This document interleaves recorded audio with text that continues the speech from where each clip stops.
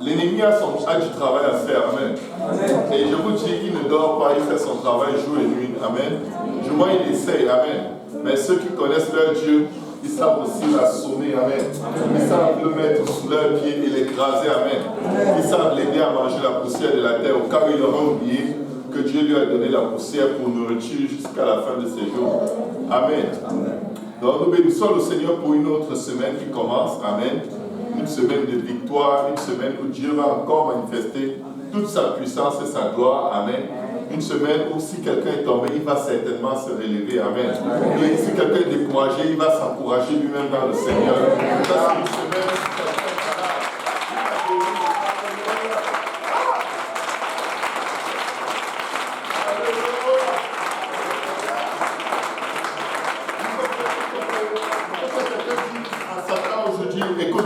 Les affaires de la semaine passée, là, c'est passé avec la semaine. Ça, c'est ma semaine. Amen. Ça, c'est ma semaine.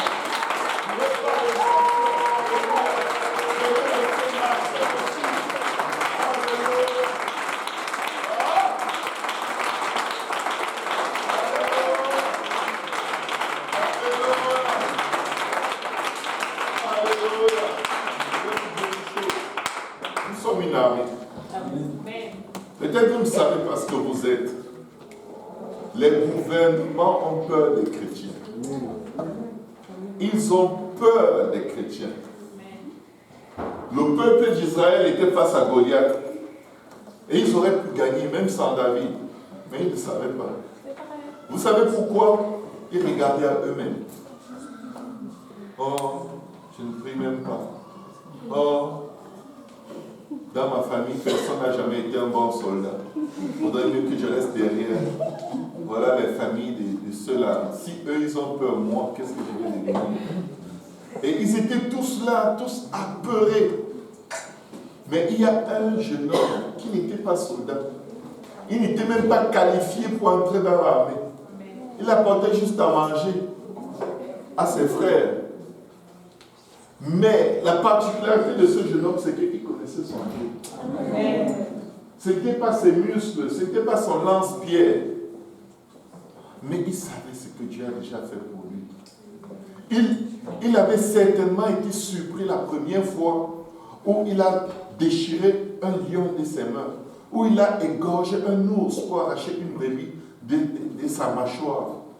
Et je crois que à cause de ce que Dieu avait fait dans le passé, dans sa vie, il s'était dit, en fait, c'est la plus grosse misérie qui existe d'avoir peur. Donc, s'il y a une situation, qu'est-ce qu'on fait? On fonce au nom de l'Éternel des armées. Au final, ce qui va arriver, Dieu le fait de ça.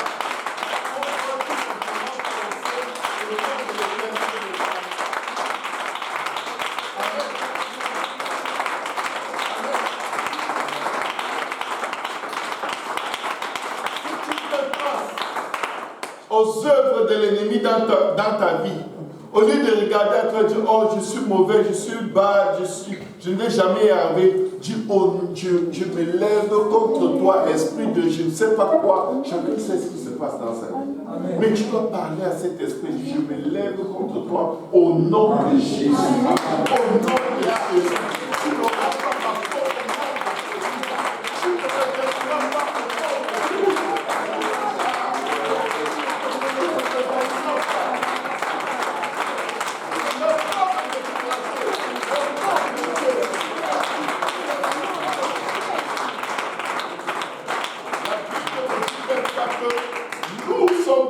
Vainqueur par celui qui nous fortifie.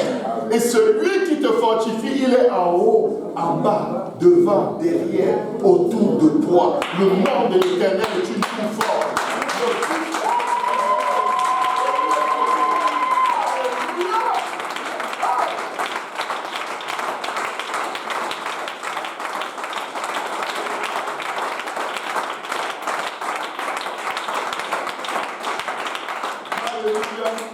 Nous avons la clé de nos délivrances, de nos guérisons, de plein de prodiges et de miracles. Mais nous utilisons les clés seulement pour jouer des mélodies. On les chante. Il est en haut, en bas, devant, derrière, autour de moi. Après, quand tu vas t'asseoir, la chanson.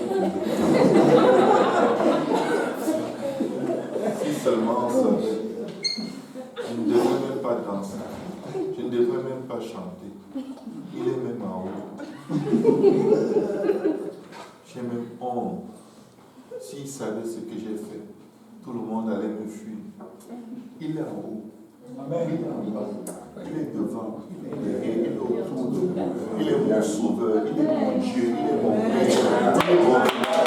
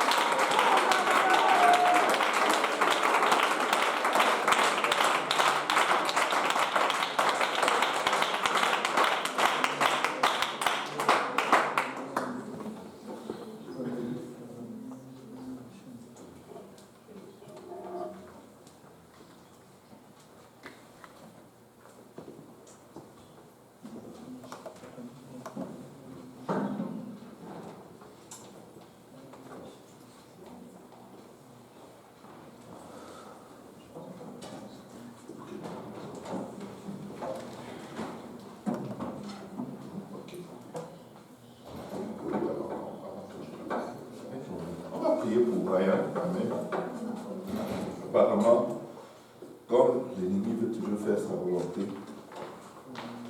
il a eu un accident et il saigne à la tête. Mais nous connaissons Dieu. Notre Dieu est capable. Nous allons nous élever contre l'ombre de la mort au nom de Jésus. Nous allons nous élever contre la maladie, contre les accidents, contre la mort. Nous allons nous élever contre Satan et toutes ses œuvres. Nous allons élever la famille qui passe devant le Seigneur maintenant au nom de Jésus. Et au nom de Jésus.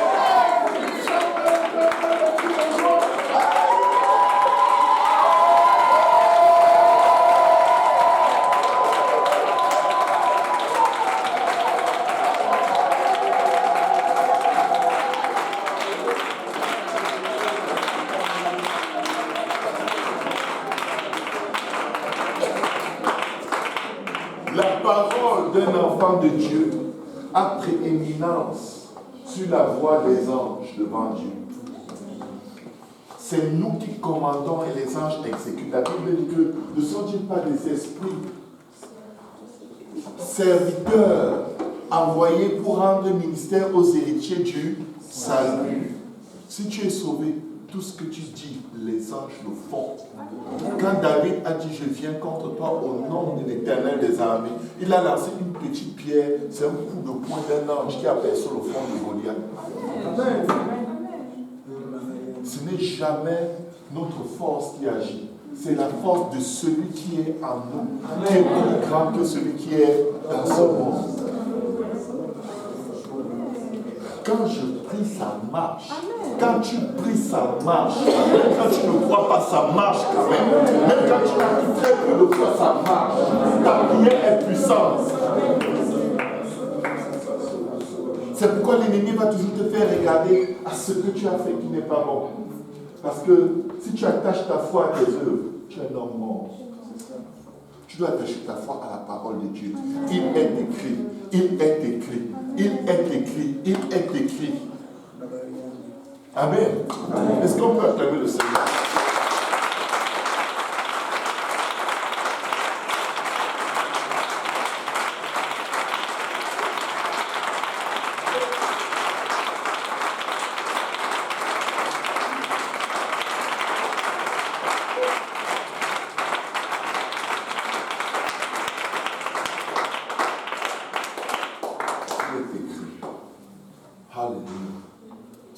Il est écrit que tu vas avoir un boulot avec au moins $25 de l'heure. Amen.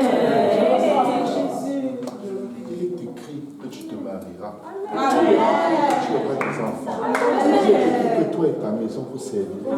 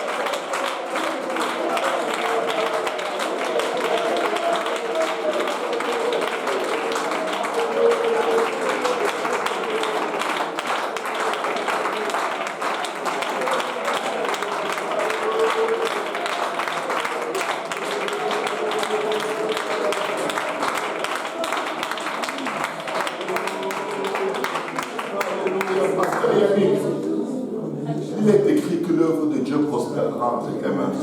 Il est écrit que tes sacrifices ne sont pas en vain. Il est écrit que Dieu va te donner une grande armée et tu vas conquérir ce pays. Il est écrit que tout ce que tu feras prospérera au nom de Dieu.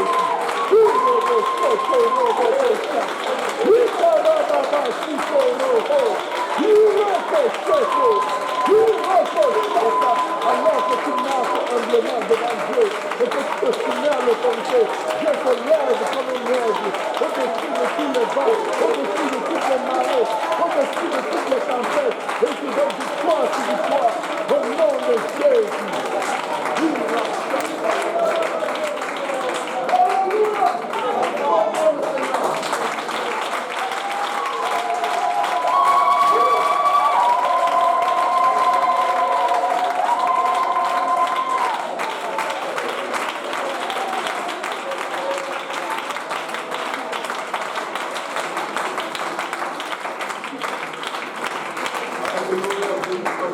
Jésus. Vous pouvez vous asseoir pour un instant. Est-ce qu'il y en a qui sont là pour la première fois?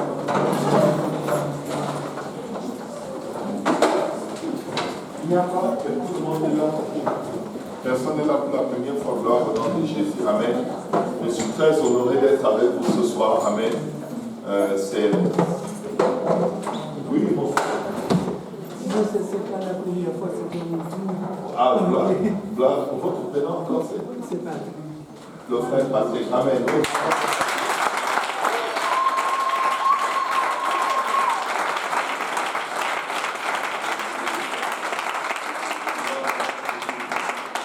Amen. Nous bénissons le Seigneur. Amen. Comme vous le savez tous, Pasteur Kaosi est en ce moment dans son avion. On s'est parlé avant qu'il ne prenne l'avion tout à l'heure. Et il sera là dans un moment. Amen. Dieu, ton voisin, Satan est un menteur. Dis-le à quelqu'un. Je vais vous dire une chose. Ce sont ces petites choses, ces petites instructions qui vont faire la différence dans votre vie. Ce n'est pas... Souvent, dis à ton voisin telle phrase. Et là, on est comme là. Ah, regarde le voisin sourit. Tu n'as pas obéi. Tu n'as pas obéi. Peut-être qu'il y a un démon qui se prépare à te balancer un mensonge monumental dans ta pensée. Et si tu ne prononces pas cette phrase, ce mensonge va rentrer. Dis à quelqu'un, Satan est un menteur. Quelqu'un dit, oui, Satan est un menteur. Amen. C'est un menteur. Je sentais qu'on doit le dire. Je ne sais pas pourquoi. Mais je sentais qu'on devrait prononcer ça. Amen. Il est un menteur. Amen. Et ce n'est pas une insulte en plus. C'est ce que Dieu a dit. Donc, Satan est un menteur. Et nous sommes là. Amen. Je vois que les anges de Dieu ont combattu pour que chacun de nous soit ici. Ne prenez pas votre vie pour acquis. Ne prenez pas pour acquis que vous soyez levé de chez vous et vous êtes venus parce que vous aviez envie. Amen. Dieu est derrière cela. Amen. Et je bénis le Seigneur. Pasteur Kaosi, comme je disais, est entre ses avions et il sera là bientôt. Nous bénissons le Seigneur pour le pasteur Yannick et tous ceux qui sont déjà arrivés. Amen. Nous rendons grâce à Dieu. Est-ce qu'on peut acclamer le Seigneur?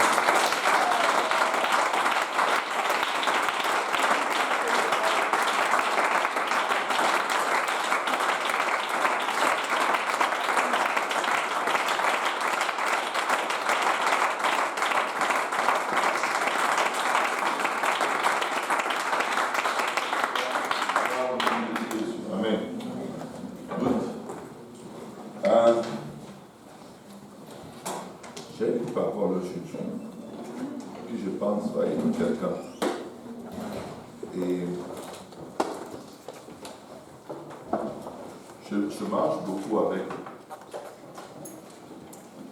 un esprit de vengeance. Amen. Je ne suis pas rancunier. Sauf pour un être, le diable. Tout ce qu'il fait, je trouve le moyen de rendre. Et ce n'est pas personnel, mais c'est personnel. C'est personnel. Parce que si Dieu m'a choisi pour être berger dans la maison de Dieu, je n'ai pas l'intention de regarder l'ennemi se glorifier et juste dire c'est le problème de celui qui veut, celui qui ne veut pas, ne veut pas. La chair me donne cette envie de dire, mais je sais une chose, c'est que si quelqu'un réussit à corrompre mon enfant, je l'amène à faire de mauvaises choses, je vais être fâché contre mon enfant.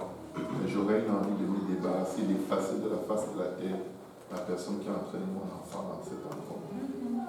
C'est pourquoi quand le diable fait quelque chose contre un enfant de Dieu, je lui garde une sainte rancune.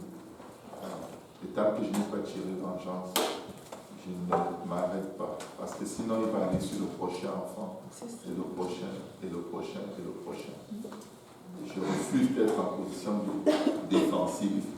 Je vais faire l'attaque tous les jours. L'Église, la Bible dit de l'Église que l'Église qu'il bâtira, le Seigneur dit, les portes du séjour des morts ne prévaudront pas contre elle. la porte, juste pour que chacun ait une image juste de ce que veut dire ce verset. On s'est toujours imaginé que l'Église a une porte solide et Satan ne peut pas rentrer. Non, l'Église n'a pas de porte. La Bible dit bien les portes du séjour des morts ou les portes de l'enfer. Ça veut dire que c'est l'enfer qui a des portes, parce que c'est l'enfer qui garde les gens captifs. Si vous avez remarqué, quand quelqu'un vient au Seigneur, le jour où il va abandonner, la porte est ouverte. Rien ne le force à rester. Mais quand tu es avec Satan, tu veux sortir, c'est très difficile. Pourquoi? Parce qu'il y a des portes. Mais la Bible dit ceci, que ces portes ne prévaudront pas contre l'Église. Ça veut dire que l'enfer a des portes, un peu comme on voit toutes ces portes ici. Et Dieu est en train de dire, voici l'Église. Toute porte où vous voulez entrer ici, vous pouvez. Aucune porte ici ne peut vous résister. S'il n'y a pas la clé, vous avez des coups de pied pour les ouvrir. Amen. Même ceux qui sont handicapés des pieds, ils ont des coups de main. Ils ont toutes sortes de coups de tête. Nous avons tout ce qu'il faut pour ouvrir toutes ces portes, même s'il n'y a pas les clés. La preuve, il y a quelques petits brigands qui cassent souvent les vitraux de ces portes ici. Je ne sais pas ce qu'ils veulent aller chercher là-dedans. C'est juste pour dire, nous pouvons réellement tout par celui qui nous fortifie. Rien ne peut nous résister. La Bible dit, nul ne tiendra devant toi tant que tu vivras. Nous savons que nous vivons parce que Christ vit en nous. Amen. Tant que tu es en Christ, rien ne tiendra devant toi. C'est sûr que si tu abandonnes le Seigneur, même les moustiques vont tenir devant. Parce que tu es mort spirituellement. Mais quand tu as la vie de Christ en toi, ce n'est plus toi qui vis, c'est Christ qui vit en toi. Et y a-t-il une chose qui soit impossible à Christ quand il vit en toi? Amen. C'est pourquoi Dieu dit clairement, nul ne tiendra devant toi tant que tu vivras. Amen. Amen. Amen. Aujourd'hui, je vais parler de la foi. Nous sommes dans la fin des temps. Et l'un des caractères les plus cités dans la Bible, dans la fin des temps, c'est le comportement humain qui va être particulièrement perverti. Au temps de Noé, la Bible dit que avant le déluge, les pensées de l'homme étaient constamment tournées vers le mal. C'est-à-dire que les êtres humains étaient tellement injectés par les idées du mal, du péché et de la violence, des actions violentes, tout ce que Dieu n'aime pas. C'est juste pour dire combien le diable avait pris le contrôle des mentalités et des pensées et des façons d'agir des hommes. Mais je vais vous dire une chose, la Bible dit, soumettez-vous à Dieu et résistez à Satan. Tant qu'on n'est pas soumis à Dieu, le diable va nous contrôler. En fait, quand tu n'es pas soumis à Dieu, tu n'as aucune capacité à résister à Satan. Tu peux prétendre que tu résistes, mais il va t'amener à sa façon, à faire sa volonté quand même. Même si tu vas te dire que ce n'est pas la même chose, tu l'auras fait quand même. Amen. Mais pourquoi est-ce que je veux parler de la foi? La Bible dit quand le Fils de l'homme viendra sur la terre, trouvera-t-il encore la foi? Et il lui posait cette question parce que depuis son temps, on avait un grand problème de foi. L'être humain a toujours eu un problème de croire que Dieu va faire ce qu'il dit qu'il va faire, de croire que Dieu a un plan pour lui. C'est pourquoi l'être humain a tendance à énormément manipuler les temps et les circonstances de sa vie pour arriver à ses fins. Amen.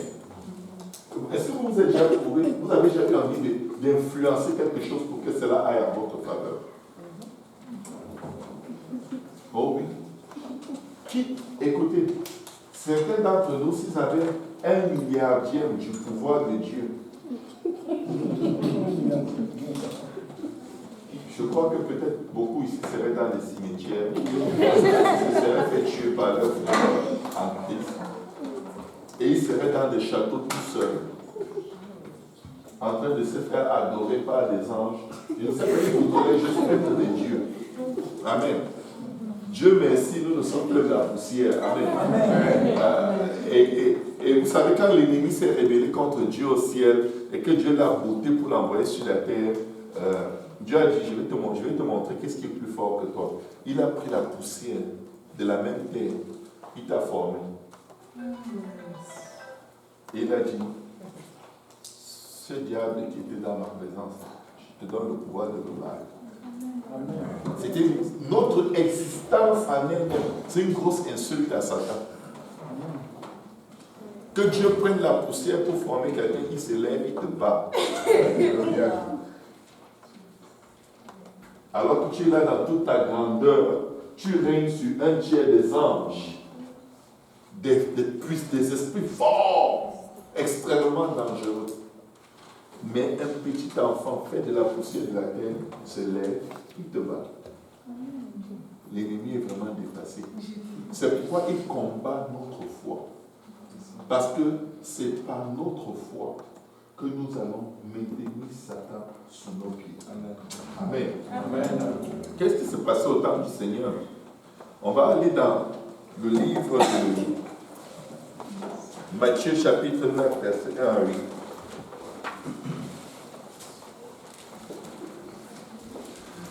Jésus étant monté dans une barque, traversa la mer et alla dans sa ville. Et voici, on lui amena, Matthieu 9, à partir du verset 1. Jésus étant monté dans une barque, traversa la mer et alla dans sa ville. Et voici, on lui amena un paralytique couché sur un lit. Jésus, voyant leur foi, qu'est-ce que le Seigneur a vu? Je vais vous dire une chose. Quand le Seigneur voit ta foi, directement il se passe quelque chose. C'est pourquoi la Bible dit, sans la foi, il est impossible de lui être agréable. Je m'évite que quand nous marchons ou nous agissons par la foi, nous dégageons un parfum de très bonne odeur devant Dieu. Je vais vous dire encore quelque chose qui va peut-être vous étonner. Notre foi est l'élément qui, étant toujours activé en nous, peu importe à quel endroit tu es tombé, tu vas te réveiller. Amen. La première chose qu'on a tendance à perdre quand on fait une bêtise, c'est la foi. Pourquoi est-ce que quand quelqu'un fait ce qui n'est pas bien, quelque chose qui est désagréable à Dieu, la première chose qu'il veut faire, c'est quitter l'église? L'église. C'est l'église qui t'a fait faire ça? Non. C'est ce qu'on t'a prêché de faire à l'église? Non. Tu quittes l'église, pourquoi? Tu fuis Dieu. En fait, tu fais ce qui est mal. Au lieu de courir dans les bras de Dieu, tu fuis Dieu. Pourquoi? Parce que ta foi est volée. C'est parce que, en fait, tu as perdu la foi. Tu ne sais pas. Et beaucoup vont dire, ah non, moi je crois toujours en Dieu. Je prie toujours, Dieu me parle. Dieu m'a dit de rester à la maison pour un moment. Je leur dis toujours, c'est vrai. Je crois que ça, c'est l'esprit de mensonge que Dieu t'a envoyé. Parce que tu ne veux pas, tu n'aimes pas la vérité pour être sauvé par elle. Donc quand tu as la révélation que tu dois rester à la maison, je vais rarement te dire que ce n'est pas de Dieu. Parce que tu ne veux pas changer. Tu ne veux pas être sauvé, tu fuis. Pour te cacher. Mais qu'est-ce que la Bible nous dit ici? Et voici, on lui amena, la Bible dit, un instant. Et voici, on lui amena un paralytique couché sur un lit. Jésus, voyant leur foi, dit au paralytique, prends courage, mon enfant. Il a vu la foi de ceux qui amenaient le paralytique. Ta foi peut sauver toute ta famille. Amen. Je vous dis, ta foi peut sauver toute ta famille. Amen. Qu'est-ce qui se passe? Il dit, prends courage, mon enfant, tes péchés te sont pardonnés. Écoutez, tu as foi, Dieu commence à pardonner les péchés de quelqu'un qui n'a même pas encore demandé pardon. Regardez Daniel à Babylone. Daniel chapitre 9. Il prie pour ses péchés et les péchés de son peuple. Est-ce que son peuple se répandait? Non. Et sa foi a fait envoyer un ange combattre en faveur d'Israël. Amen. Amen. Si nous croyons, Dieu va le faire. Amen. Amen. Le juste ne vit pas par la vue, mais il vit par la foi. La foi vient de ce qu'on entend. Ce qu'on entend vient de la parole de Dieu. Elle est scellée dans les cieux. Ce que Dieu dit, il va le faire. Amen. Amen. L'ennemi veut nous voler notre foi, mais il ne nous la volera pas au nom de Jésus. Prends courage, mon enfant. Tes péchés te sont pardonnés. Sur quoi? Oh, comme d'habitude. Merci, Jésus. Que Dieu te bénisse. Sur quoi quelques scribes dirent au-dedans d'eux, cet homme blasphème. Il blasphème les péchés pardonnés. Les péchés pardonnés. Pasteur, tu me dis que ce que j'ai fait là, Dieu peut me pardonner. Moi, je ne crois pas. Parce que je le fais toujours et toujours. Oui, Dieu t'a pardonné. Quand Dieu pardonne, il a pardonné. Amen. Je vais vous dire pourquoi il a la liberté de pardonner à qui il veut, comme il veut, autant de fois qu'il veut. C'est lui qui a payé le prix. Amen. Ce n'est pas l'opinion des autres qui a payé le prix. Il n'est pas allé à la croix avec les membres de ta famille ou même avec ton pasteur pour dire, ok pasteur, comme on va à la croix pour la sœur Emma, tu vas prendre un jour, moi je prends un deuxième, comme ça le jour où elle pêche, si elle me demande pardon, je vais demander ton avis. Je demande pardon à Dieu, il ne va pas venir me demander. Il te pardonne. Ce n'est pas mon problème. Tu dois être sûr que ta repentance est reçue devant le Seigneur. Amen. Quand tu t'approches humblement de Dieu, tu demandes pardon, il te pardonne. Regardez, cet homme n'a pas demandé pardon. Dieu lui dit que les péchés te sont pardonnés.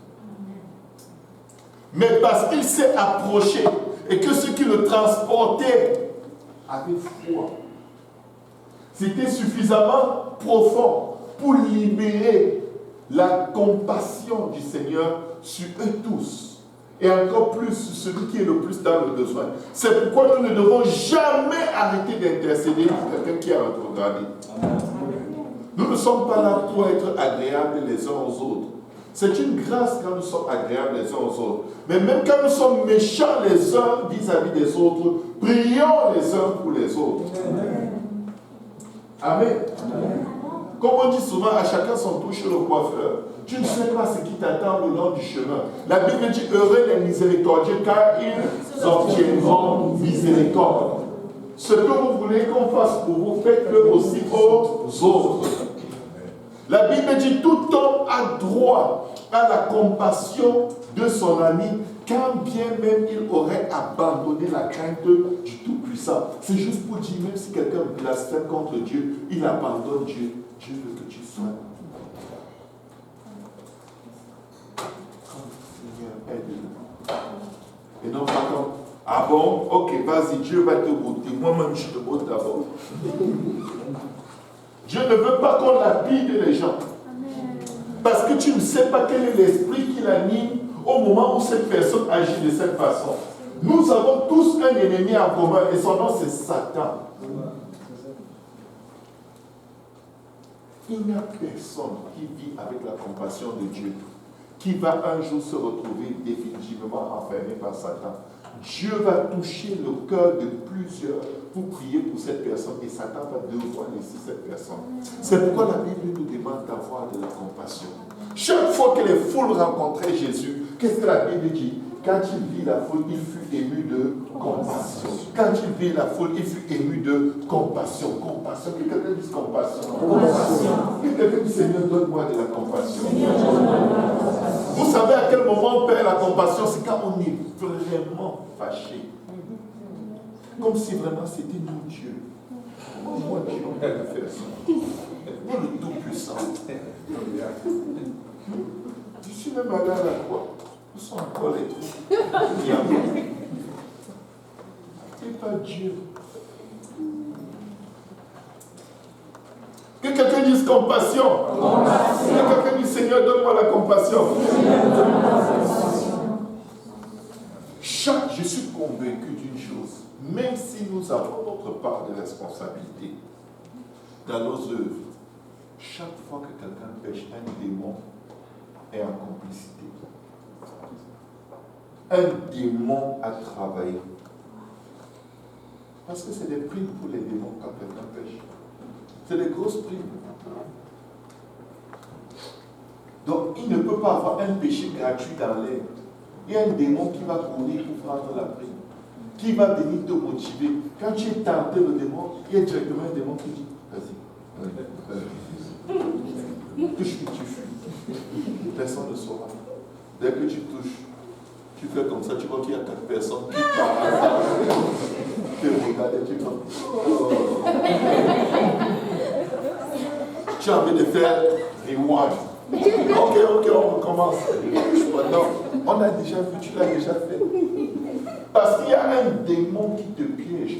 Dès l'instant où tu penses que personne ne te voit, c'est exactement en ce moment qu'on te voit.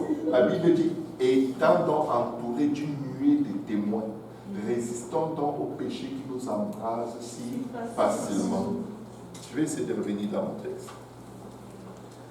Et Jésus, connaissant leurs pensées, dit, pourquoi avez-vous de mauvaises pensées dans vos cœurs?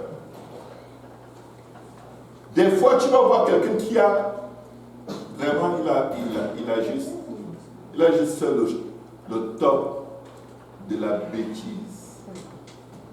Et tu vois la personne venir danser devant le Seigneur et tu es comme, il est sérieux. C'est un pharisien. Il n'est pas pharisien. Il est un pardonné. Il est un racheté.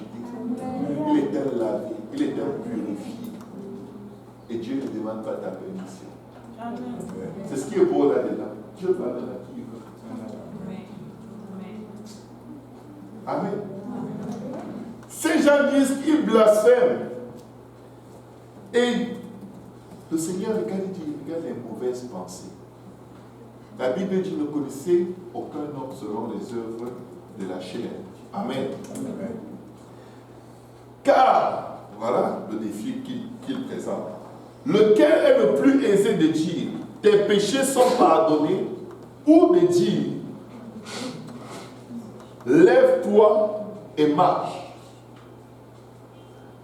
Il y en a parmi nous qui ont de la difficulté à croire que Dieu leur a pardonné. Mais ils croient que Dieu va les guérir. Amen. Je vais te dire, guérir ton corps est plus difficile que de pardonner tes péchés. Parce que guérir ton corps prend un miracle instantané. Mais le miracle du pardon, tu le reçois tout simplement. Il est déjà accompli à la croix. Si tu le crois, tu l'as. Amen.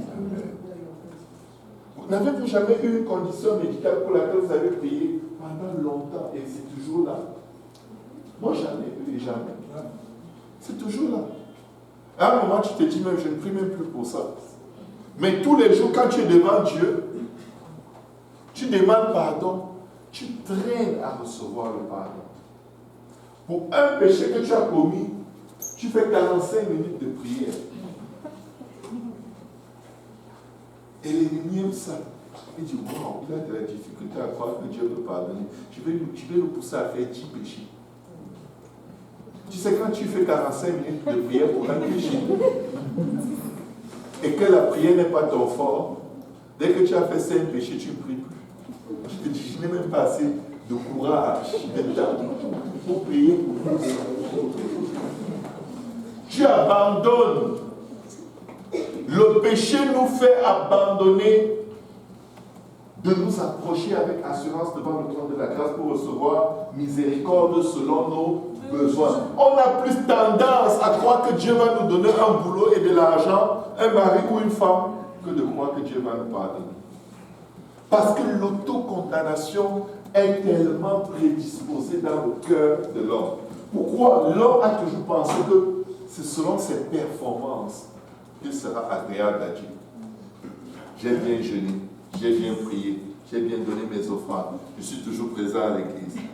Dieu dit, je ne te connais pas. Comment? Donc je jeûnais pour rien? Non. Je priais pour rien? Non. Mais je marchais dans la sainteté pour rien. Non. Le point, c'est que c'est par la grâce que nous sommes sauvés. Amen. Tu dois te réjouir de la grâce de Dieu, plus que de ce que Dieu te permet de faire par la puissance de son esprit. Parce que toutes ces choses, tu les as accomplies par la puissance de l'esprit de Dieu. Tu n'as aucun mérite là-dedans. La Bible dit, après avoir fait toutes ces choses, considérez-vous comme des serviteurs inutiles.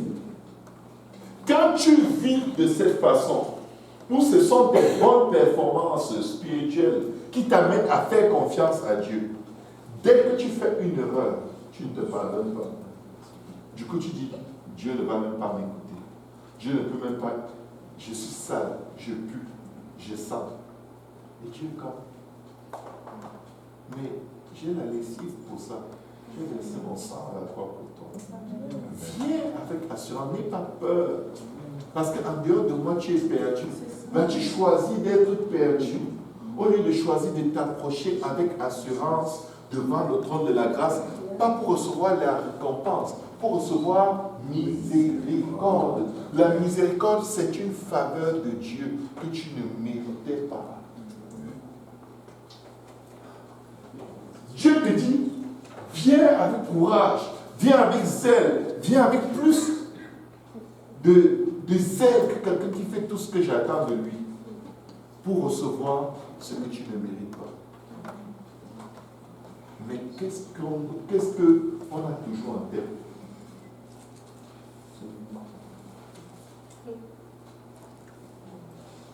Si quelqu'un roche, court vers l'hôtel avant toi, tu le laisses passer parce que l'hôtel là c'est pour les saints.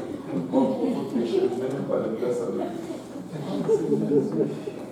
Je vais vous dire une chose, quand je sens que je dois aller à l'hôtel, même s'il y a quelqu'un qui est là, je le bouscule. Je n'ai pas le temps. Moi aussi j'ai besoin de l'hôtel. Je ne sais pas si les frères m'ont déjà rencontré près de je viens, je donc, c'est pas parce que je suis pasteur, si là, j'attends à se battre pour passer devant le trône de la grâce. J'ai besoin de miséricorde. Celui qui veut rester derrière parce qu'il se sent trop sale. Le jour où il se sent bien, il va être le premier devant Jésus.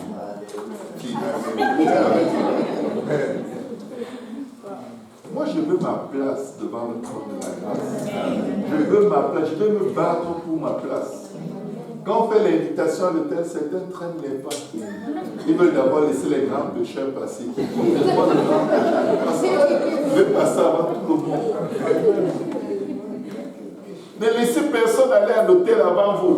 Là-bas, il y a ce que tu ne mérites pas disponible pour toi. Amen. Certains ont peur. Ah non, si je vais le premier, on risque de dire que c'est sûr que j'ai. Là alors. Waouh! Et là, on laisse d'abord les plus courageux passer. Après, on les suit. Comme si on veut prier pour eux. Et après, on se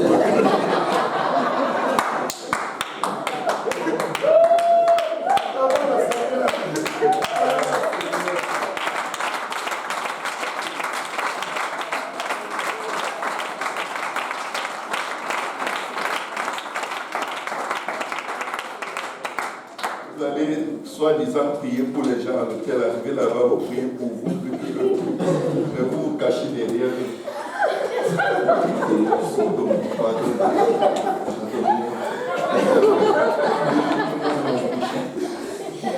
Le masque, la couverture, hein? Dieu voit tout, hein? Nous devons avoir confiance. Nous devons garder la foi. Ce que Dieu dit, il va le faire. Amen. Ce que Dieu dit, il va le faire. Et nous devons savoir laisser l'orgueil. Que quelqu'un dit, Seigneur Jésus, délivre-moi de mon orgueil. Délivre-moi de mon orgueil. J'ai besoin de recevoir la miséricorde. J'en ai besoin, Jésus. Délivre-moi de mon orgueil. Ce qui fait que souvent on n'a plus envie de revenir à Dieu, c'est parce qu'on est trop orgueilleux. Et on se dit, comment quelqu'un, un grand comme moi, un excellent chrétien, moi je peux tomber dans des trucs comme ça. Non, ce n'est pas la peine. Je ne viens plus, je ne suis plus là. Je quitte, j'abandonne. Moi. Il n'aurait jamais dû me laisser tomber. C'est lui qui t'a fait tomber. Là, Dieu devient coupable de ne t'avoir pas empêché de tomber. Et tu fuis Dieu parce que, Dieu de toute façon, moi je croyais en Dieu, mais tout le temps je tombais. C'est comme si Dieu n'aimait pas. L'être humain, des fois là tu te dis, well, Dieu est bon, Dieu est trop bon, Dieu est juste trop bon. Heureusement qu'il ne nous donne pas de gérer la vie les uns des autres. Sinon, on devrait signer les actes des décès spirituels. Et il dit ceci, or, afin que vous sachiez que le Fils de l'homme a sur la terre le pouvoir de pardonner les péchés, il dit, je vais vous démontrer quelque chose physiquement. Il dit, lève-toi et marche. J'ai vu quelqu'un qui, à ton avis, fatigue Dieu. Et Dieu le bénit. Dieu lui donne une promotion professionnelle pour laquelle toi tu pries depuis 4 ans, rien ne se passe. Et tu méprisais déjà la personne, tu lui disais, tu sais, il faut vraiment que tu mettes ta vie à 100% en ordre avec Dieu, sinon tu ne vas jamais t'en sortir. Dieu dit, attends, je vais vous montrer l'ordre des choses. Je lui donne. Il est encore un peu dans le désordre, je lui donne. Et là, tu es comme, c'est peut-être le diable qui fait ça. Le Seigneur a dit, lève-toi et marche. Ils étaient comme, wow, c'est pas normal. Ce n'est pas comme ça que ça doit se passer. Ça devait être d'abord quelqu'un qui est pur. Il ne doit pas être paralytique. Ce n'est quand même pas le Seigneur. Puisque les paralytiques n'entraient pas dans le temple. Donc quelqu'un qui vient toucher les paralytiques, il dit qu'il est le Seigneur. On va dire non, non, non. Le Seigneur a dit que les paralytiques n'entrent même pas dans le temple. Mais il dit, approchez-vous avec assurance devant le trône de la grâce. Parce que le trône de la grâce n'est pas dans le temple. Le trône de la grâce, c'est partout. Tu peux te mettre à genoux pour prier. Dieu est là. Ton trône de la grâce peut être là où tu es. Ton trône de la grâce peut être dans les toilettes. Amen. Je vous dis, je prie même sur le pot. Et Dieu m'exauce. Oh non, il y a les mauvaises odeurs. Dieu ne m'exauce pas. Vous riez, n'est-ce pas? Vous téléphonez souvent étant sur le pot. Est-ce que l'autre de l'autre côté vous écoute? Vous conversez. Et au moment de flasher l'eau, vous mettez sur mute.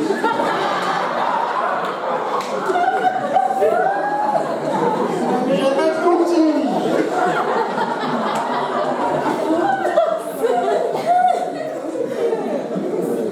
Et après l'autre te dit, je t'entendais plus, qu'est-ce que tu faisais? Non, je faisais seulement...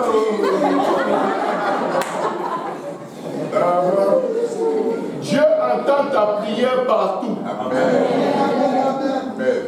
Je suis entré chez beaucoup de pasteurs, ils ont une Bible aux toilettes. Parce que c'est souvent un temps où tu réussis à avoir une pause. Et c'est peut-être un moment où l'Esprit te pousse à ouvrir la Bible. Et tu lis un peu, tu dis, oh mon Dieu. Amen. Bon, allez.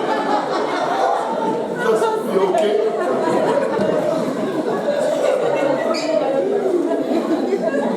On se calme. Oh, pourquoi vous aimez ça comme ça?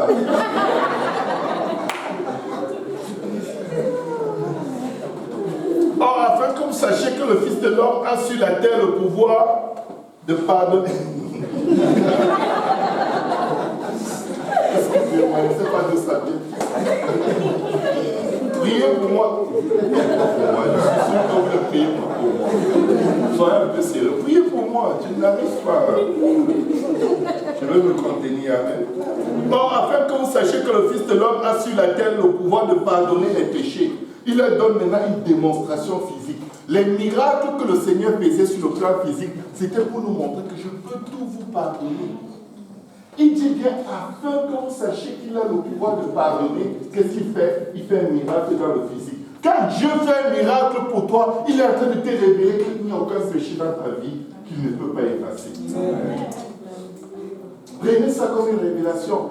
Quand Dieu fait un miracle, il est en train de te dire, je t'aime tellement que je vais passer au-dessus de tout ce que tu as fait qui n'est pas bon.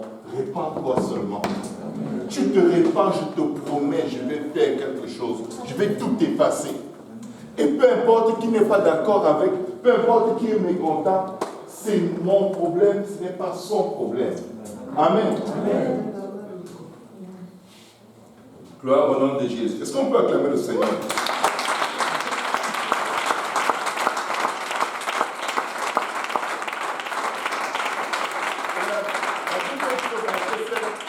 Et il se leva et s'en alla dans sa maison. Quand la foule dit cela, elle fut saisie de crainte et elle glorifia Dieu qui a donné aux hommes un tel pouvoir. Donc pour eux, c'était toujours juste un homme. Ça ne les a pas fait croire qu'il était le Messie. Mais ils ont dit, waouh, donc les hommes peuvent faire ça. Même les disciples, quand il a performé le miracle dans le bateau, ils disent, mais qui est cet homme qui a même le pouvoir de parler à la tempête ou au vent, quelque chose? Même les disciples se disaient, c'est qui cet homme? Et pourtant ils le suivaient en disant, voici le Messie. Il fait un miracle et dit, c'est qui cet homme? Vous croyez que vous avez déjà vu Dieu agir, vous n'avez encore rien vu. Vos yeux vont voir la gloire de Dieu. Vos yeux vont voir la gloire de Dieu.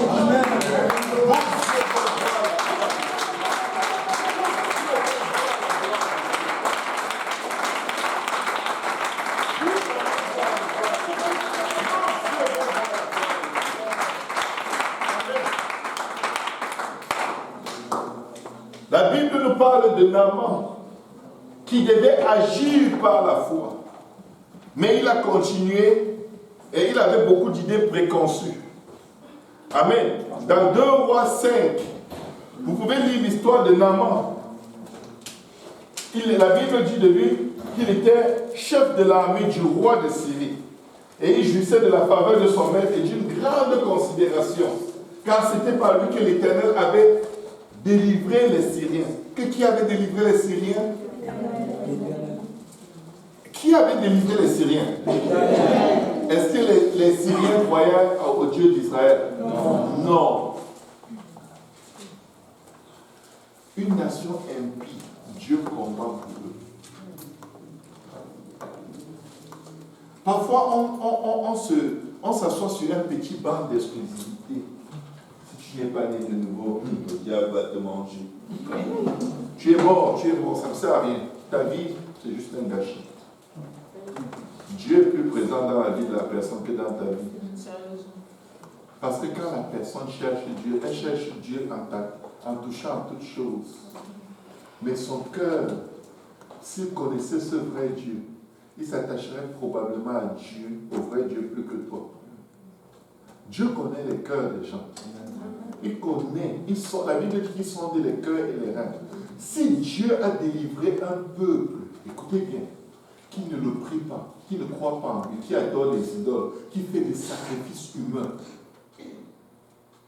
et Dieu combat pour eux, pas sur la base de leur sacrifice, mais par amour et compassion d'eux. Écoutez, ne disqualifions plus les gens. Ne disqualifions plus les gens. Là, les pharisiens ont trop disqualifié les gens. Et Jésus leur disait, les prostituées, les gens de mauvaise vie vont vous précéder au ciel. Parce que quand on disqualifie les gens, on se prend pour le nombril du pape et on n'est rien. On croit qu'on est méga hyper chrétien. Laissez Dieu faire son affaire. Dieu savait en défendant cette armée, il allait permettre que la lèpre frappe le chef de cette armée. Le chef de cette armée allait aller en Israël sous le témoignage d'une esclave israélite dans sa maison pour rencontrer le roi d'Israël et se faire soigner. Le roi d'Israël va déchirer ses habits et dire, c'est la guerre. Est-ce que j'ai le pouvoir de guérir les malades? Pourquoi il veut me créer les problèmes? Souvenez-vous, les Syriens avaient massacré les Israélites jusqu'à prendre un grand nombre comme esclaves. Mais Dieu savait ce qu'il faisait. Je vais vous dire, Dieu a délivré les Syriens. Les Syriens n'ont jamais donné gloire à Dieu. Dieu a permis que le chef de leur armée soit frappé de lèvres. Aucun médecin dans son pays, aucune richesse, aucun pouvoir de le guérir. Mais parce qu'ils ont eu la victoire sur le peuple d'Israël, ils ont pris des captifs. Donc dans sa maison, il y a une petite esclave qui dit à la femme de Naaman, si mon maître était en Israël, le prophète le guérirait. Naaman apprend ça de sa femme, il va voir son roi. Son roi lui dit, bon, ok, prends des présents, va en Israël, fais-toi guérir, reviens ici guérir, parce que nous, c'est donnant. Il va là-bas. Le prophète ne sort même pas de sa maison pour lui dire quel est le problème, est-ce que je peux t'aider? Non. Le prophète envoie son serviteur, dit à Naaman, va te plonger 7 fois dans le Jourdain. Naaman est comme, peut-être vous n'avez pas compris. En fait, c'est moi qui vous ai détruit il y a quelque temps. Je suis venu, je suis malade, vous me méprisez. Si je pars d'ici, je reviens, je vais tuer le reste du peuple. Il était tellement fâché, la Bible dit qu'il est parti étant dans une grande colère. Mais un de ses serviteurs dit, mais est-ce que je peux parler? Il dit oui. Il dit, si le prophète avait demandé quelque chose de difficile, si le prophète avait demandé un truc très compliqué, ne l'aurais-tu pas fait? Juste une simple question a raisonné l'homme le plus violent qui existait dans cette époque. L'homme le plus puissant, mais aussi le plus lépreux. Et là, il est allé dans l'eau. Il a dit, quand on va essayer, il se plonge une fois. Et moi, j'imagine un peu ce qui se passait dans la tête de Naaman. Je crois que chaque fois qu'il se plongeait, il sortait, il voyait la lèvre, il citait une ville qu'il va détruire. Il plonge. Deuxième ville, je vais détruire. Pour chaque plongée, sans péril, c'est une ville que je vais détruire. Je sais, genre, parce que là, l'humiliation, je ne l'accepte juste pas. Ça ne fait pas partie de mon vocabulaire. Il se plonge, il se plonge. Je crois qu'à la 6e fois, tous les juifs qui étaient là étaient en train de dire, voilà, Dieu, tu nous as abandonnés. Pourquoi tu donnes des tels? Pourquoi tu pousses le pasteur à donner des instructions bizarres comme ça? Voilà les problèmes maintenant, Seigneur. Pourquoi le pasteur dit de faire des trucs qui ne font aucun sens? Il s'est plongé la 7e fois. Sa peau était plus fraîche que celle d'un bébé nouveau. Devinez quoi? Naaman est devenu le premier Syrien converti au judaïsme. Et il était chef de l'armée. Imaginez le réveil spirituel qu'il y a eu en Syrie lorsque Naaman est revenu. Parce que c'est un homme qui marchait avec des cortèges. Il était reçu comme le chef de l'État dans son pays. Mais il revient avec le témoignage que le Dieu d'Israël, c'est le seul vrai Dieu. Amen. Dieu est capable d'évangéliser toutes les nations de la terre en passant par un seul homme. Même l'homme le plus méchant que tu connaisses, dans ton pays, dans ta nation, dans ta ville, sa transformation peut avoir plus d'efficacité dans l'évangélisation que vous n'imaginez pas. Mais pourquoi est-ce que je parle de Naaman? Parce que je parle de la foi. Est-ce que Naaman avait la foi? N'ayez pas peur de répondre. Est-ce que Naaman avait la foi? Zéro foi. Il avait le top du top de l'orgueil. Mais qu'est-ce qui a sauvé Naaman? Quand la foi ne marche pas, il y a toujours une alternative qui est à la portée de l'être humain le plus incrédule qu'il y a sur la face de la terre. Et c'est l'obéissance. Parfois, tu n'as pas la foi, mais obéis à ce qu'on te demande de faire. Je vais vous dire, la foi est difficile parce que l'ennemi combat notre foi. Mais il y a un verset biblique qui te dit, par exemple, n'abandonnez pas vos assemblées. Je n'ai plus la foi que Dieu va faire quelque chose. Je n'ai plus la foi qu'il va me pardonner. Je n'ai plus la foi qu'il va m'accepter. Mais je ne reste pas chez moi. Parce qu'il est écrit, n'abandonnez pas vos assemblées, comme c'est l'habitude de plusieurs d'entre vous. Amen. L'obéissance va toujours battre ta foi. Tu obéis, même sans croire, Dieu fait. Amen. Sans la foi, il est impossible de lui être agréable. Mais l'obéissance va toujours t'amener à récupérer ta foi que tu avais perdue à cause du péché. Pierre dit au Seigneur, si c'est toi, ordonne que je marche sur l'eau. Et là, j'ai toujours cru que Pierre avait une grande foi. Non, Pierre avait une grande obéissance.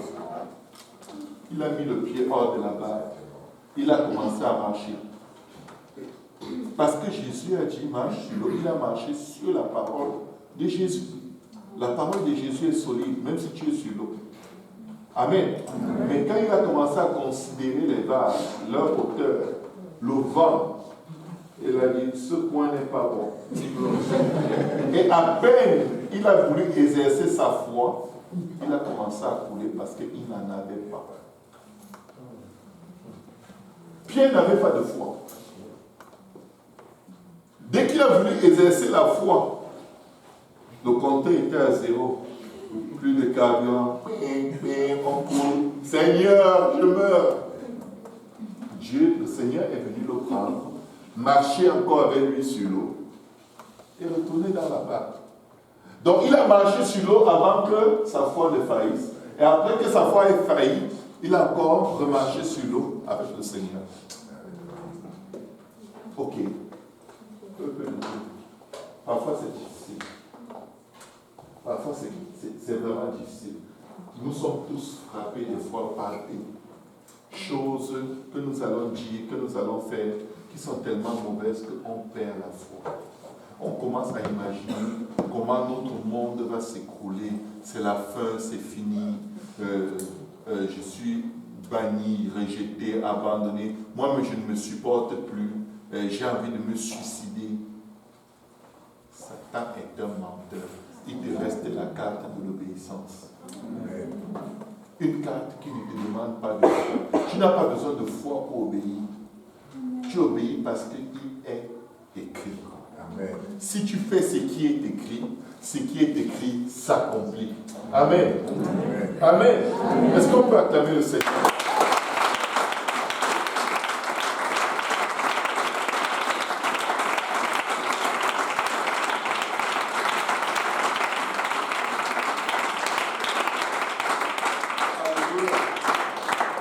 Vous savez pourquoi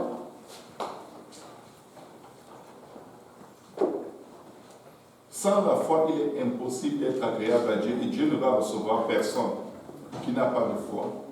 Parce que généralement, quelqu'un qui n'a pas la foi vit aussi avec beaucoup de désobéissance. Et le Seigneur dit que l'obéissance vaut mieux que les sacrifices.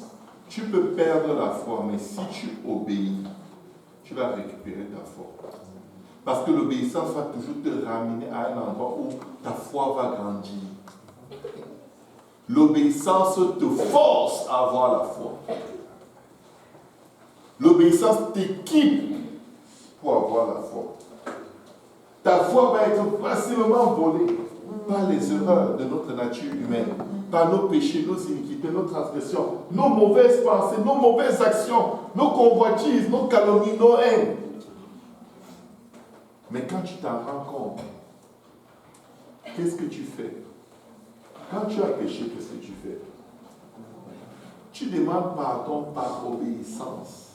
Parfois, tu ne crois même pas que Dieu va te pardonner.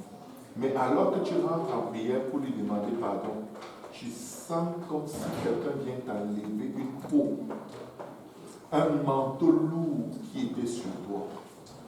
Tu ne croyais pas, mais il a fait sa part. Parce que tu as obéi.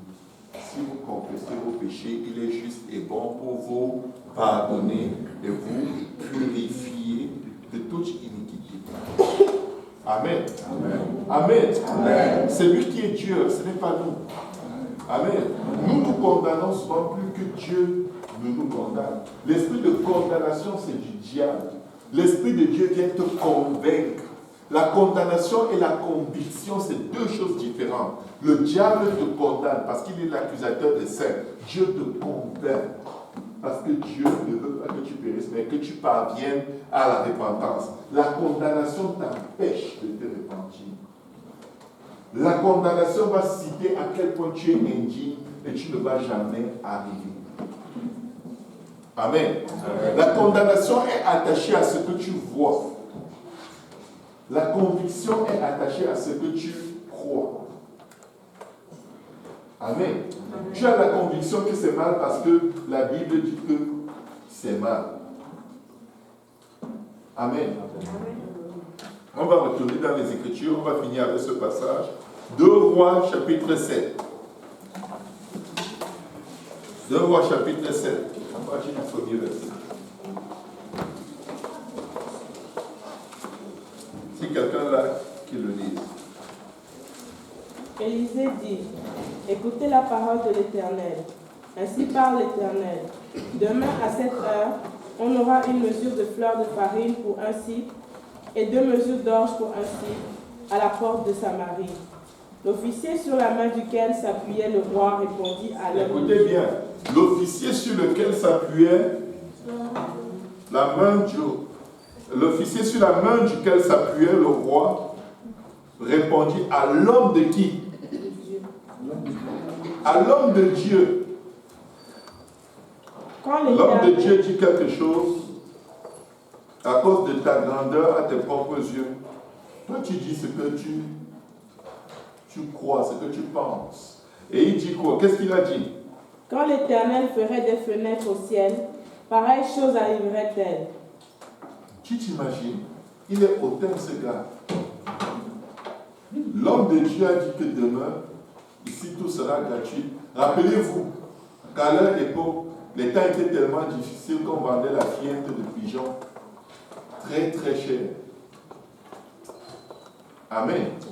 La fiente des pigeons, les gens les utilisaient pour faire des bouillons. Pour survivre. Parce que la famine était telle que les gens mangeaient leurs enfants. Ouais. Les gens mangeaient leurs enfants. Et l'homme de Dieu vient, du jour au lendemain, il dit, demain ici, c'est à peine si quelque chose coûtera quelque chose. Parce qu'il y aura tout en surabondance. Et écoute bien, celui-là dans sa très haute position, il est celui sur qui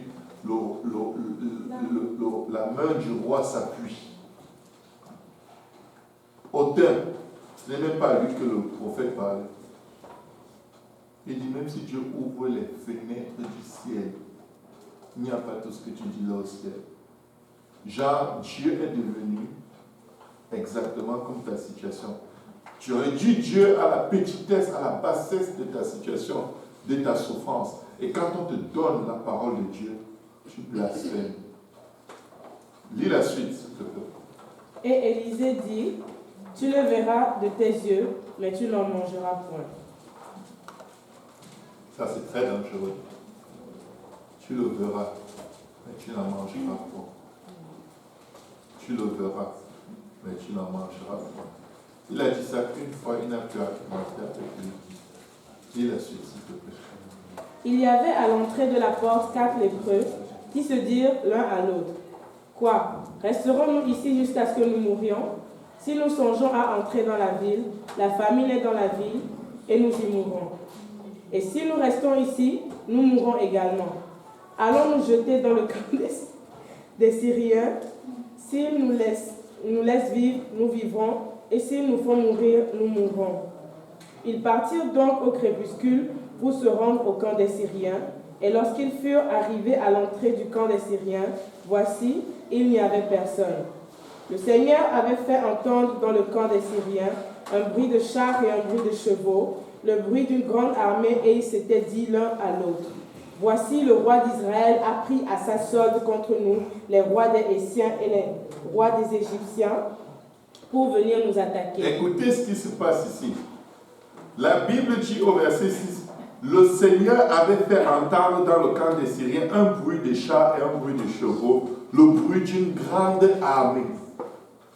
Quand le prophète est venu leur dire qu'à partir de demain, l'abondance qu'il y aura dans le pays sera sans précédent, il ne leur a pas dit parce que le Seigneur a fait un bruit dans le camp des Syriens. Non, il ne leur a pas dit ça. Il ne leur a pas dit pourquoi ils prophétisent ce qu'ils prophétisent. Et souvent, quand le Seigneur va donner une parole au pasteur ou à quelqu'un qui est vraiment dirigé par l'Esprit, on lui demande, pourquoi tu dis ça? Est-ce que c'est Dieu qui t'a dit? Comment tu sais que c'est Dieu? Pourquoi Dieu va faire ça? Est-ce que tu es sûr? Est-ce que tu as encore prié là-dessus? Des fois, quelques personnes sont venues me poser des questions et ils me disent, je suis prêt à répondre, ils me disent, non, pasteur, s'il te plaît, va d'abord prier. Il fallait me dire de prier avant de me dire ton problème. Pas après. Genre, je n'ai tellement pas envie de croire ce que tu vas me dire que j'aimerais apprendre que tu as jeûné, tu as prié, tu as fait 3 à 7 jours de jeûne. Là, pasteur, tu peux me répondre. Là, tu es peut-être un peu dans la direction. Même si tu te trompes, ce ne sera pas trop large. La marge d'erreur va être réduite. Et je suis comme, non, je ne veux pas aller prier pour ça. Je ne vais pas le faire. Pas parce que je n'ai pas envie, mais en fait, c'est que tu sais déjà ce que Dieu attend de toi. Et il te l'a déjà dit. Et tu cherches un bouc émissaire qui va te prêcher ce que tu vas entendre. Et je te dis ce que Dieu t'a dit. Et je te dis, va le faire. Il y a des cas où on va volontiers aller prier, mais ce n'est pas la personne de me dire, va prier. Toi-même, prie. Amen. C'est le Dieu de tout le monde, non? Prie toi-même. Vas-y, lis dans le temps.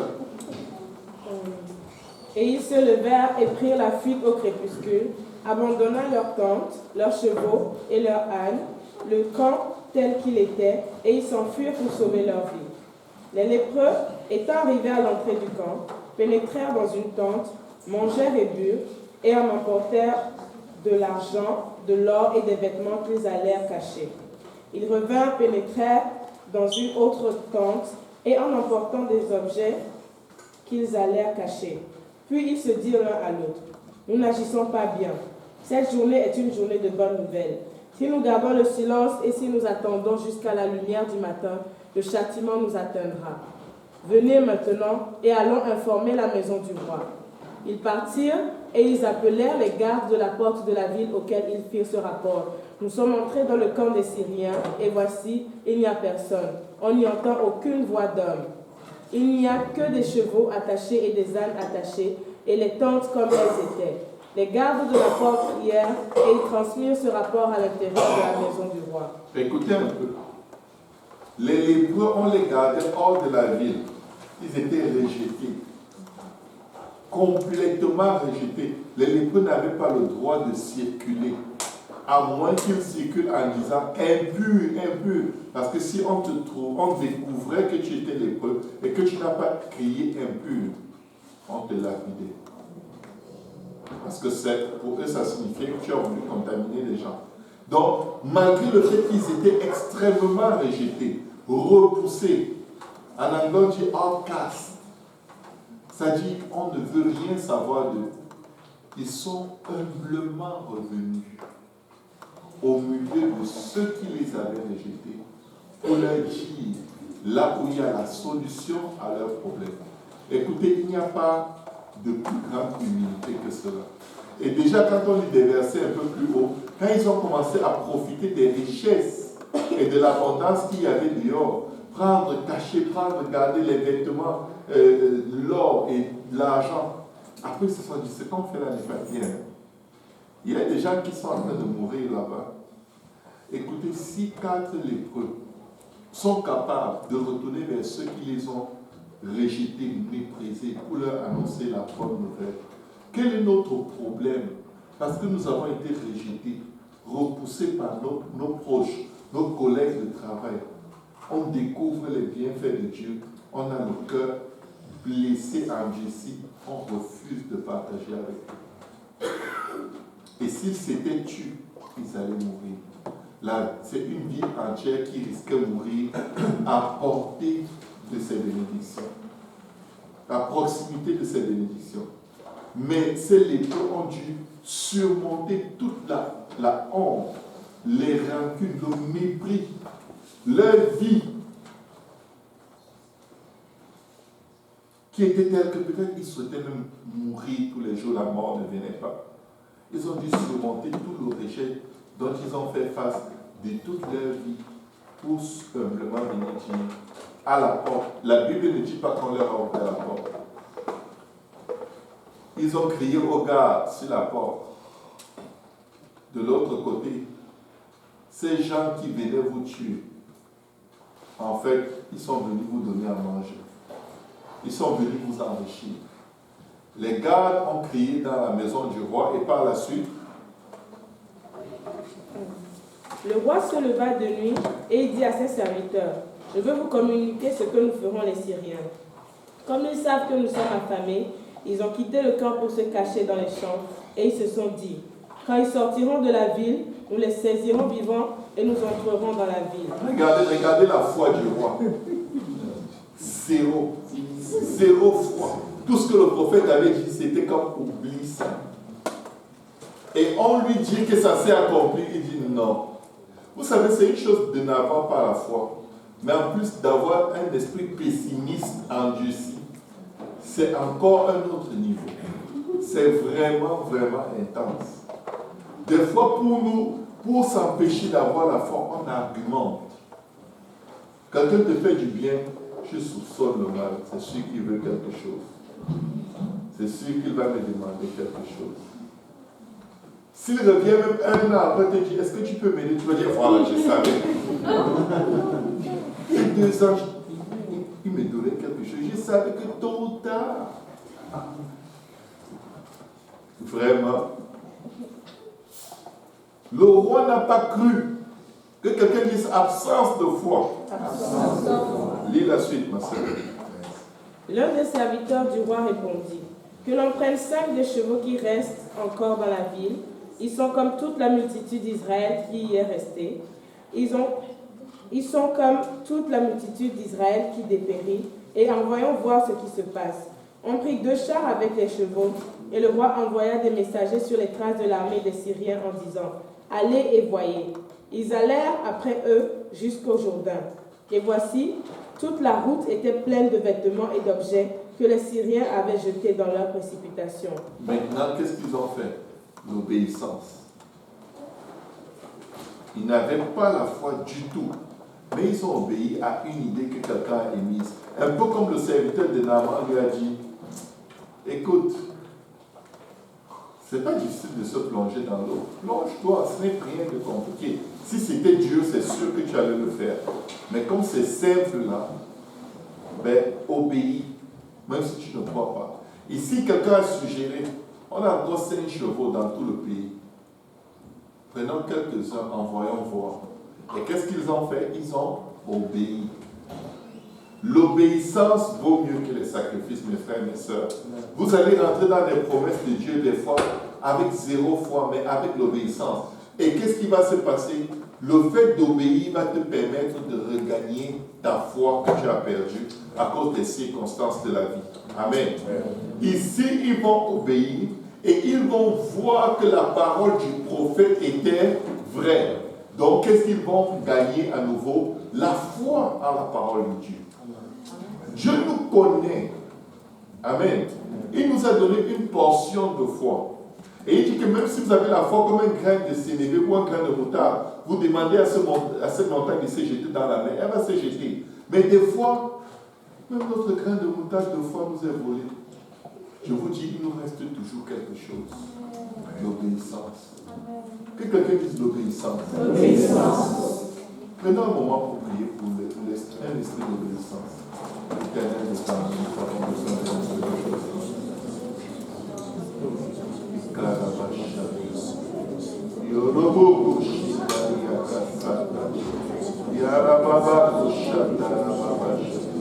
Donne-nous obéissance afin que nous retrouvions la foi. Donne-nous un esprit d'obéissance, Seigneur, afin que nous retrouvions la foi, Seigneur. Par pitié, Seigneur, de notre désobéissance.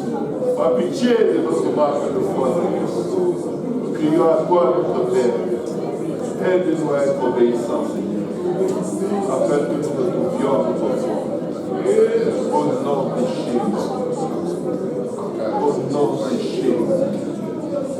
Au nom de Jésus. Au nom de Jésus. Que quelqu'un dise au nom de Jésus. Au nom de Jésus. Au nom de Jésus. Au nom de Jésus. Au nom de Jésus. Au nom de Jésus. Au nom de Jésus. Au nom de Jésus. Je reçois l'obéissance au nom de Jésus. Je reçois l'obéissance au nom de Jésus. Je reçois un esprit d'obéissance au nom de Jésus. Je reçois un esprit d'obéissance au nom de Jésus. Je reçois un esprit d'obéissance au nom de Jésus. Je reçois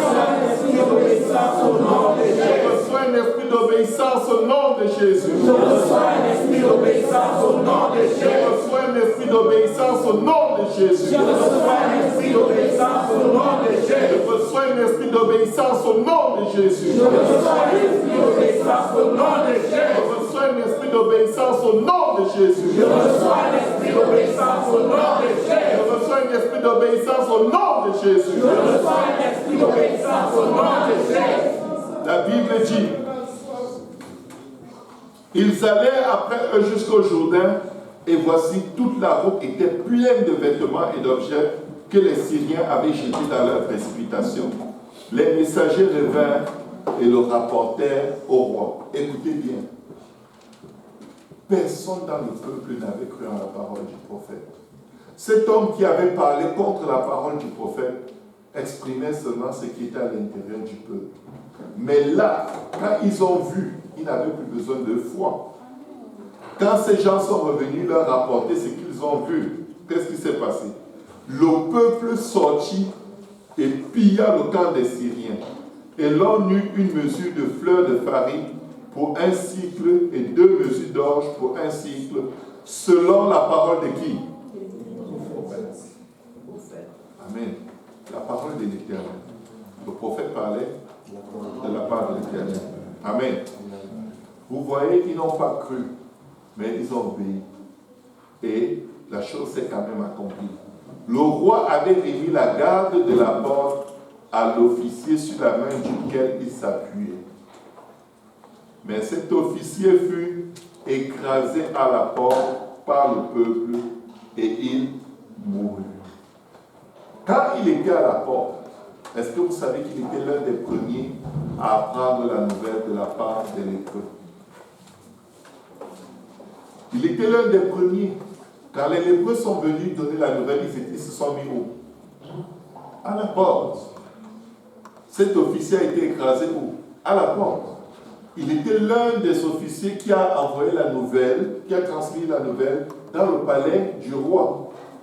Mais je m'imagine que quand ils ont envoyé des éclaireurs regarder si la chose était vraiment comme les lépreux ont dit, et que ces gens sont revenus, ils ont confirmé, c'est ce qu'il a dit, il s'est dit jamais, c'est des mensonges, c'est un piège. Et il n'a pas voulu ouvrir la porte. Sauf que des gens qui sont affamés au point de vouloir manger, au point de manger leurs enfants et d'acheter de la fiente de pigeons pour faire leur bouillon, pour survivre à la mort, ils lui ont marché dessus. Et la Bible dit, mais cet officier fut écrasé où? À la porte, par le peuple, et il mourut selon la parole qu'avait prononcée l'homme de Dieu quand le roi était descendu vers lui. L'homme de Dieu avait dit alors au roi, on aura 2 mesures d'orge pour un cycle et une mesure de fleurs de farine pour un cycle. Demain, il avait bien dit, demain à cette heure à la porte de Samarie. Et l'officier avait répondu, le Seigneur, quand il va témoigner contre ceux qui sont perdus au jour du jugement, il va dire tout ce qui a été dit et tout ce qui a été répondu. Vous vous rendez compte, il prend des versets bibliques pour rappeler tout ce qui s'était dit et ce qui s'était fait et ce qui s'était répondu. Et il dit, et l'officier avait répondu, à l'homme de Dieu, quand l'Éternel ferait des fenêtres au ciel, pareille chose arriverait-elle. Et Élisée avait dit, et c'est grave, hein, tout ce qu'on dit, tout ce qu'on pense est écrit. Et il rappelle même ce que Élisée avait dit. Tu le verras de tes yeux, mais tu n'en mangeras point. C'est en effet ce qui lui arriva. Il fut écrasé à la porte par le peuple et il mourut. Si je vais donner un titre à cet échange que nous avons eu aujourd'hui, c'est celui-ci. Quand l'obéissance dépasse la foi. L'obéissance vaut mieux que les sacrifices.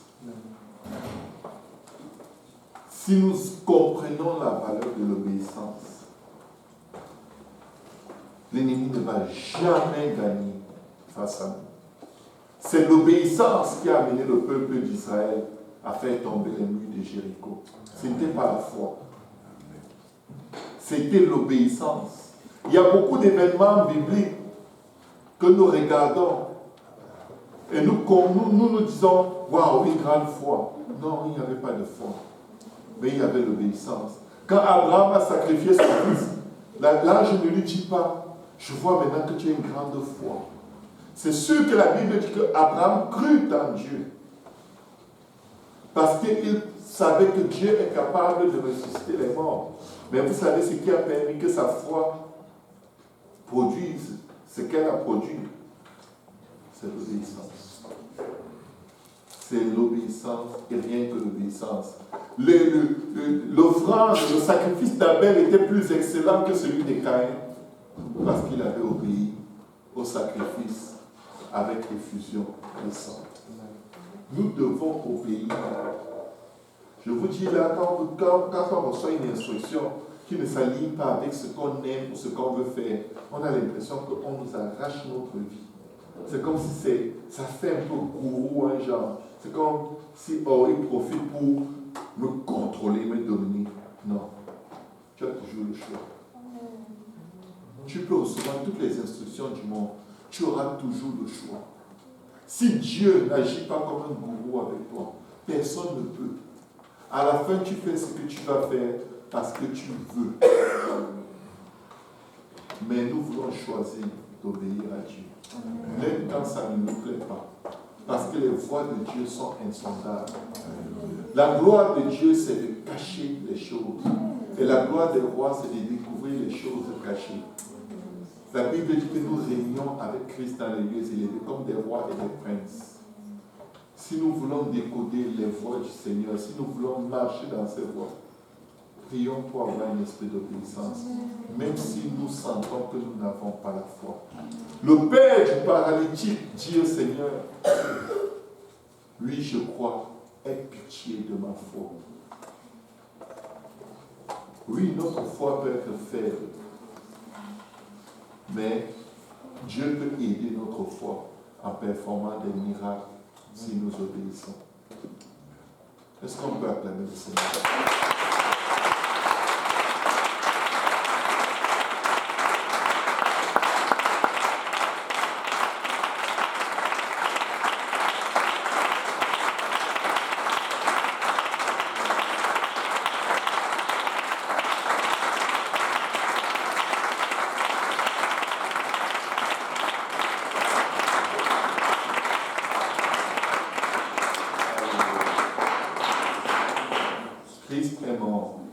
Pour nos péchés. Il a été enseveli et le troisième jour il est ressuscité des morts. Et il a dit dans Marc au chapitre 15, 16, 15 ou 15, 16 16, 15. Celui qui croit et qui sera baptisé sera sauvé. Peut-être que tu ne crois pas totalement, mais je te promets une chose, si tu obéis, tu vas être sauvé. Le jour de la Pentecôte, Pierre a prêché, il a dit, répentez-vous, et que chacun de vous soit baptisé au nom de Jésus pour le pardon de vos péchés, et vous recevrez le don du Saint-Esprit. La Bible dit que ceux qui reçurent sa parole se firent baptiser et en ce jour-là, le nombre de disciples s'augmenta d'environ 3000 âmes. Si tu es ici et tu es toujours en position où tu ne crois pas en la nécessité d'être baptisé au nom de Jésus, il te reste une dernière chose, la capacité d'obéir. Ça ne va pas te tuer. Si tu es capable d'aller sous la douche tous les jours, te laver avec de l'eau, même si elle est froide, ce n'est pas les eaux de baptême qui vont venir te donner la grippe. Nous avons un baptistère toujours plein avec des vêtements de rechange. Si tu entends la voix du Seigneur aujourd'hui, demande encore à Dieu de te donner l'esprit d'obéissance et obéir à l'évangile. Et Dieu va faire sa part. Amen. Beaucoup de gens disent, ah non, moi je ne crois pas ça. Mais fais-le. Amen. Fais-le quand même. Parce que l'obéissance peut te redonner ta foi.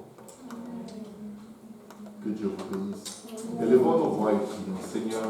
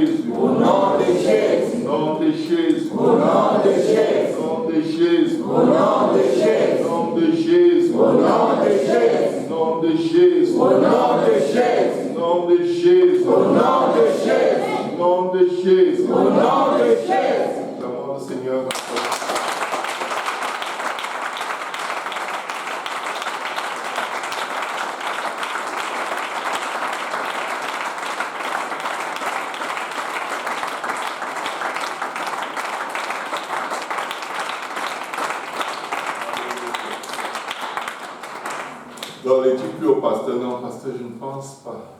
Fais-le. Il y a ton voisin, fais-le. Obéis seulement. Obéis, tu n'as pas besoin de penser ni de croire. Tu crois, c'est bien. Tu perds la foi, obéis. Amen. Que Dieu vous bénisse. Est-ce qu'il y a des questions? Non, il n'y a pas de questions. Tout le monde était bon. Alléluia. Pasteur Yannick va prier pour l'apéritif. Et on va y aller. Ok, prions Dieu. Seigneur Jésus, merci pour ta grâce, merci pour cette étude, papa, merci pour cette parole. Donne-nous la force de vivre, papa, même quand nous ne comprenons pas. Nous prions pour que tu bénisses cette fraternité, que tu bénisses chacun d'entre nous, que tu bénisses le monde que nous allons passer ensemble, et que tu bénisses le repas et ceux qui l'ont préparé. Au nom précieux, au nom tout puissant de Jésus. Que tout le monde dise au nom de Jésus. Au nom de Jésus.